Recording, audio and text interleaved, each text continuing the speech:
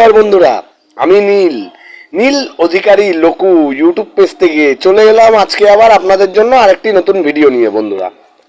বন্ধুরা সকাল সকাল ভিডিও বানাচ্ছি কালকের ম্যাচটা নিয়ে। বন্ধুরা হ্যাঁ, কালকে আমি চেয়েছিলাম কেরালা ব্লাস্টার যাতে জেতে, কিন্তু বন্ধুরা কালকেও উল্টো হয়েছে। কালকেও আমাদের পড়শি ক্লাব বা আমাদের যারা সবচেয়ে বেশি রাইভাল মনে করে তারা কালকেও জিতেছে। হ্যাঁ বন্ধুরা, কালকেও মোহনবাগান সুপার জায়েন্ট জিতেছে এবং আগুনের মতন জিতেছে বন্ধুরা, মানে অস্বীকার করার জায়গা নেই।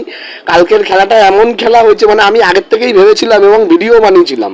মোহনবাগানের খেলায় আপনারা দেখেছেন যে সচরাচর আমি কিন্তু ভিডিও বানাই না, ঠিক আছে বন্ধুরা, আপনারা ফলো করবেন, দেখবেন যে আমি কিন্তু মোহনবাগানের খেলার কোনো ভিডিও বানাইনি। কিন্তু কালকে যাই না হঠাৎ কেন মনটা টেনেছে।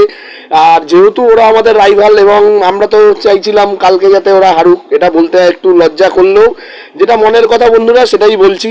হ্যাঁ, কালকে চেয়েছিলাম ওরা হারুক, তাহলে ওরা শিল্ডের দিক দিয়ে অনেকটাই পিছিয়ে যেত, কিন্তু সেই হিসাবেই চেয়েছিলাম, আদার্স কোনো কারণ না, ব্যক্তিগত কোনো ব্যাপার না, যাতে ওরা শিল্ডটার দিকে মানে শিল্ড জয়ের দিকে যাতে ওরা পিছিয়ে যায় সেই জন্যই মানে চেয়েছিলাম বন্ধুরা ওরা হারুক। কিন্তু বন্ধুরা ওদের বলে লাভ নেই, ওরা এখন অপ্রতিরোধ্য। ওরা যে 70 কোটি টাকা টিম করেছে, 70 কোটি টাকা মাননীয় সঞ্জীব গোয়েঙ্কা স্যার যিনি এত টাকা ইনভেস্ট করেছে একটা ক্লাবের পেছনে। আপনারা সকলেই জানেন যে গোয়েঙ্কা হচ্ছে ভারতের মধ্যে অন্যতম স্পোর্টস ফেভারিট, মানে ইন্ডাস্ট্রিয়ালিস্ট, মানে যিনি খেলাধুলাকে নিজের প্যাশন বলে মনে করেন। হ্যাঁ, এটা সেটারই ফলাফল। কারণ লখনৌ সুপার জায়েন্ট টিম আপনারা দেখেছেন কিভাবে এত অল্প সময়ের মধ্যে একটা লখনৌ মানে উত্তরপ্রদেশের মতন স্টেটে লখনৌ সুপার জায়েন্ট টিমটাকে উনি দাঁড় করালো। আর দাঁড় করালো মানে কি, এমনভাবে KL রাহুল সহ বিদেশি ভালো ভালো প্লেয়ার, সাথে দেশি যত ভালো ভালো ট্যালেন্ট হয় সবাইকে নিয়ে, তো এটা সঞ্জীব গোয়েঙ্কার পক্ষেই সম্ভব বন্ধুরা। সেরকমই হয়েছে বন্ধুরা। গতকালকের ম্যাচে মোহনবাগান জিতেছে।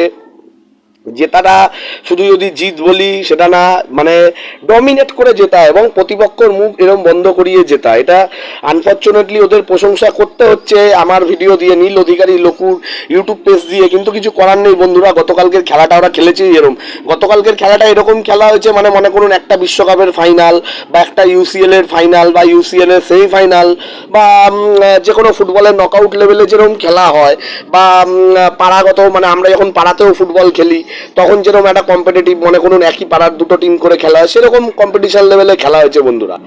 আর খেলা দেখে যথেষ্ট মানে আনন্দ পেয়েছি, দুঃখ লেগেছে যেহেতু ওরা এত সুন্দর ডমিনেট করেছে। আর আমাদের ক্লাব ইস্ট বেঙ্গল, যারা এক সময় মানে একটা সময় ছিল যারা আমাদের সামনে ওরা দাঁড়াতেই পারতো না, ঠিক আছে, তো সেটা দুঃখ তো লাগছেই বন্ধুরা, কিন্তু ওরা জিতেছে। এবার আসে যাক কালকের ম্যাচ নিয়ে। কালকে টোটাল রেজাল্ট হয়েছে বন্ধুরা 4-3। হ্যাঁ বন্ধুরা, কালকে খেলার ফলাফল হয়েছে 4-3। 4টে আমাদের পড়শি ক্লাব মোহনবাগান সুপার জায়েন্ট মেরেছে এবং 3টে গোল মেরেছে কেরালা। কিন্তু মানে আগের দিন যেটা হয়েছিল, মানে আমরা ওদের কাছে গোল খেয়ে গেছিলাম, 3-1 হেরেছিলাম। আমরাও সেকেন্ড হাফ লড়েছি, রাজার মতন লড়েছি, কেরালাও কিন্তু সেম রাজার মতন লড়েছে।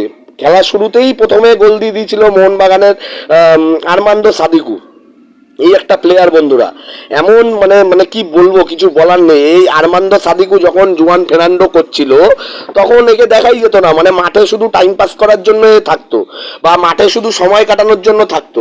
কিন্তু এখন দেখুন, মানে হাওয়াস রিটার্ন আসাতে মানে যেন একবারে ওদের টিম যেন মানে কি বলবো, আর মানে কিছু বলার নেই।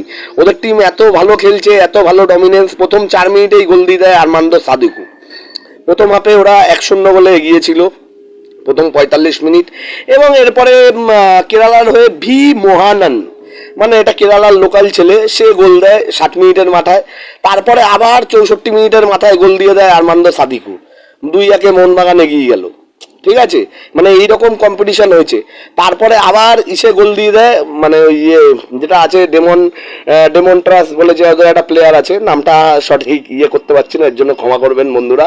সে গোল দিয়ে দেয় এবং পরবর্তীতে আবার মোহনবাগানের জেসন কামিংস মানে লাস্টের দিকে গোল দিয়ে 4-3 গোলে ওরা খেলাটা জিতে যায়।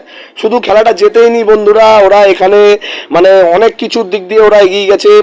এবং যদিও ওদের মানে মোহনবাগান যে সেকেন্ড গোলটা করেছিল বন্ধুরা, কালকে আমি বলবো বলবো না যে ওরা রেফারির সাপোর্ট নিয়েছে বা রেফারি ওদেরকে সমর্থন দিয়েছে, এইসব আনাড়ি কথা আমি বলবো না বন্ধুরা। কারণ যখন ওরা রেফারির থেকে সমর্থন পায় তখনই কিন্তু আমরা বলি যে হ্যাঁ ভাই তোরা এখন এটা রেফারির দিয়ে সমর্থন পেয়েছিস, কিন্তু যেটায় ওরা পায়নি সেটায় কেন ওদেরকে বদনাম দেবো? কারণ আমি ওরকমভাবে ফুটবল মানে বিশ্লেষণ করি না। কালকে ওদের কিন্তু ওরা মোহনবাগান একটাই সুবিধা পেয়েছে, মোহনবাগানের সেকেন্ড গোল যেটা সেকেন্ড গোল হয়েছে, মানে যেটা সেকেন্ড গোল করেছে মোহনবাগান, প্রীতম কোটাল কি করলো ওটা আমি নিজেও জানি না, এখনো ভাবছি যে প্রীতম কোটাল ওই সময় কি ভাবছিল। ঠিক আছে, এবার অনেকে মোহনবাগান সাপোর্টাররা বলছে যে প্রীতম কোটাল ওর সাথে বডি টাচে ধরে পারেনি, এই পারেনি সেই পারেনি, হেনা তেনা আগরুম বাগরুম। তো এটা যারা বলবে এটা তাদের ব্যাপার, কিন্তু আমার মনে হয় সেকেন্ড গোলটা মোহনবাগানের হয় না যদি প্রীতম কোটাল ঠিকঠাকভাবে মানে তার নিজের যে ডিউটি যেটা ছিল সেই নিজের ডিউটি যদি ঠিকঠাক পালন করতো, তাহলে আমার মনে হয় না যে ওদের সেকেন্ড গোলটা হয়। যাক বন্ধুরা, গোলও হয়েছে, ওরাও জিতে গেছে, এখন আর এত কথা বলে লাভ নেই। মোটামুটি ওরা শিল্ডের দিকেও এগিয়ে রয়েছে, যদিও মানে ওরা এখন পিছিয়ে, যেহেতু 22টা গোল ওরা হজম করেছে তাই জন্য ওরা র্যাঙ্ক 2-এ আছে। ওদের আর সিটির দুজনেরই পয়েন্ট 39-39, কিন্তু যেহেতু ওরা 22খানা গোল হজম করেছে, যার মধ্যে আমাদের ইস্ট বেঙ্গলেরও গোল আছে, আগের দিনের একটা গোলও আছে, তার সাথে আগের ডার্বিতে আমরা 2টো গোল ওদের মেরেছি, সেটাও একটা ব্যাপার আছে, সেখানে 3টে গোল আমরা ওদের দিয়েছি, সেটা ওদের একটা ফ্যাক্টর আছে। হ্যাঁ, যার জন্য ওরা কিন্তু যদি ওরা শিলটা জেতে তাহলে কিন্তু বন্ধুরা এএফসি কাপ ওরা মূল পর্ব ডাইরেক্ট কোয়ালিফাই করবে। এই জন্যই গতকাল আমি চেয়েছিলাম যাতে ওরা ম্যাচটা না জেতে এবং এএফসি কাপের দিকে যাতে ওরা না থাকে, কিন্তু হিসাব এখন যা দেখা যাচ্ছে যে এএফসি কাপে যদি ওরা শিল্ড জিতে যায় তাহলে এএফসি কাপ ওরা direct qualify, Mohun Bagan Super Giant direct qualify. এখনও ওদের খেলা বাকি আছে, যদিও সিটি ওদের থেকে একটা বেশি খেলেছে, ওরা সিটির থেকে একটা কম খেলেছে, এবং এখনও ওদের হোম অ্যাওয়ে 2টো ম্যাচই বাকি আছে। মানে ওদের সাথে চেন্নাইয়ের খেলা আছে খুব সম্ভবত, পরের খেলা যুবভারতীতে ওদের চেন্নাইয়ের সাথে হবে খুব সম্ভবত। তো চেন্নাই আপনারা জানেন যে সেরকম টিম না, চেন্নাইয়ের সাথে আমরাও জিতেছি 1-0 গোলে, যদিও ইস্টবেঙ্গল সেদিনকে মোটেও ভালো খেলেনি। তো এই তো হলো বন্ধুরা মোহনবাগানের কথা। আর এটাও দেখছেন যে এই বছরে আইএসএল কিন্তু একটা জমজমাট ভাব এসে গেছে বন্ধুরা, যেটা ফুটবলে ছিল না, যেটা আমরা ভারতীয় ছেলেপেলেরা বা যারা আমরা স্পোর্টস লাভার আছি তারা মূলত ক্রিকেট নিয়েই আমরা মাথা ঘামাঘামিটা বেশি করি সবাই, মানে যত আছি। আইপিএল আসবে কয়দিন পরে, আইপিএলও শুরু হবে, আইপিএলের 22 তারিখ দিয়ে শুরু হবে, বা আইপিএলে আমার টিম আরসিবি, এবং সেকেন্ড টিম যদি কেউ বলে যে ভাই তারপরে আরসিবির পরে কোন টিম, যদিও আইএসএলে তো আমাদের মানে আইপিএলে তো আমাদের সব টিমই আমাদের ভারতের, সেটা কোনো ব্যাপার না, কিন্তু প্রথম টিম অলওয়েজ আরসিবি, এবং আরসিবি ছিলাম আছি থাকবো, যতই হারবো তত আরও বেশি আরসিবি থাকবো। এবং সেকেন্ড টিম যদি বলি তাহলে কলকাতা, যেহেতু কলকাতা আমাদের হোম, তো সেগুলো নিয়েও ভিডিও আসবে বন্ধুরা, এবং আপনাদের অনেক ধন্যবাদ জানাই, আপনারা যারা লাগাতার নীল অধিকারী লঘু ইউটিউব পেজের ভিডিওগুলো দেখছেন, ফলো করছেন, তাদেরকেও জানাই অনেক ধন্যবাদ। এবং অনেকে দেখেছি গতকালকে আমার ইউটিউব পেজে নতুন করে সাবস্ক্রাইব করেছে, এবং 320, মানে বিগত 3 মাস ধরেই করছি মানে ইউটিউব, যদিও আইডিটা 2018 সালে, আগে অতটা অ্যাক্টিভ ছিল না, কিন্তু শেষ 3 মাস ধরেই নিজের ভিডিও বা নিজের ব্লগ বানাচ্ছি। তো বন্ধুরা আমার ইয়েতেও 320 ক্রস করেছে, অনেক ধন্যবাদ বন্ধুরা আপনাদেরকে। নতুন করে আমার ইউটিউব পেজটা যারা সাবস্ক্রাইব করেছেন তাদেরকে অনেক ধন্যবাদ।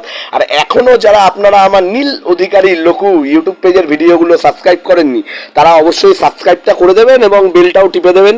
সব রকম স্পোর্টস আপডেট এবং কারেন্ট অ্যাফেয়ার রিলেটেড সব রকম আপডেট আপনারা এখান থেকে পাবেন, সব রকম ইনফর্ম আপনারা পাবেন, এবং খেলাধুলার ইনফরমেশান তো আরও বেশিই পাবেন।